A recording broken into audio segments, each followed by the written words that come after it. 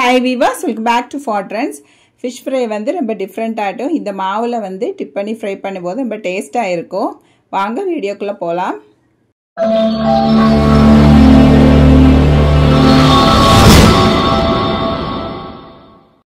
ஒரு 5 ல இருந்து 6 துண்டு ஃபிஷ் ஃப்ரை பண்றதா இருந்தா இந்த அளவுக்கு மசாலா எடுத்துக்கிட்டா போதும்.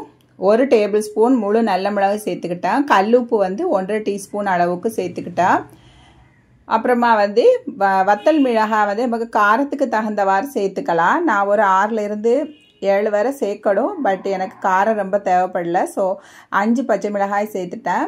ஒரு கைப்பிடி ஃபுல்லாகவே கருவேப்பிலை, ஃப்ரெஷ்ஷான கருவேப்பிலை இலைகள் சேர்த்துக்கிட்டேன். பெருஞ்சீரகம், முழு சோம்பு வந்து ஒரு 2 டீஸ்பூன் சேர்த்துக்கிட்டேன்.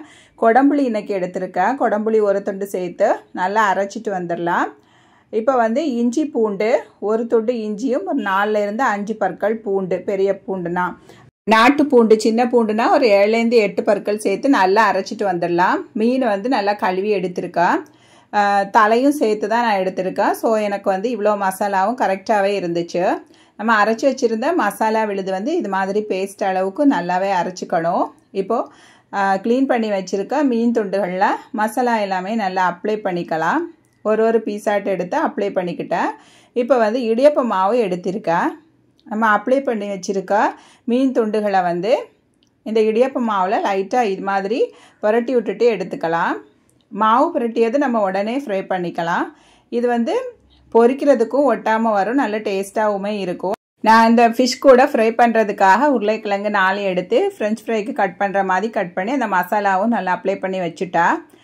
இப்போ ஒரு தவாவில் வந்து ஒரு 4 டேபிள் ஸ்பூன் கோகனட் ஆயில் சேர்த்துக்கலாம். நான் இன்றைக்கி வந்து ஒரு 3 டேபிள் ஸ்பூன் அளவு தான் சேர்த்துருக்கேன். நல்லா சூடு வந்ததும் நம்ம மசாலா அப்ளை பண்ணி வச்சுருக்க மீன் துண்டுகளை சேர்த்துக்கலாம். மீடியம் ஃப்ளேமில் வச்சுட்டு கொஞ்சம் பொரிஞ்சோன்னே திருப்பி கொடுத்துக்கலாம். இப்போ கொஞ்சம் கறி லீஃப், கருவேப்பிலை இலைகளையும் சேர்த்துட்டு மேலும் திருப்பி கொடுத்துக்கலாம்.